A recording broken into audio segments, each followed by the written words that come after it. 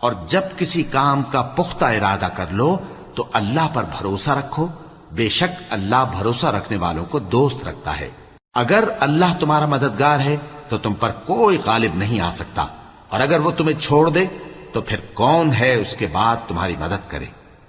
اور مومنوں کو تو چاہیے کہ اللہ ہی پر بھروسہ رکھیں، اور کبھی نہیں ہو سکتا کہ کوئی پیغمبر خیانت کرے، اور خیانت کرنے والوں کو قیامت کے دن خیانت کی ہوئی چیز اللہ کے روبرو لا حاضر کرنی ہوگی، پھر ہر شخص کو اس کے اعمال کا پورا پورا بدلہ دیا جائے گا، اور ان کے ساتھ بے انصافی نہیں کی جائے گی۔ بھلا جو شخص اللہ کی خوشنودی کا تابع ہو وہ اس شخص کی طرح ہو سکتا ہے جو اللہ کی ناخوشی میں گرفتار ہو، اور جس کا ٹھکانہ دوزخ ہے اور وہ برا ٹھکانہ ہے۔ سب لوگوں کے اللہ کے ہاں مختلف درجے ہیں، اور اللہ ان کے سب اعمال دیکھ رہا ہے۔ اللہ نے مومنوں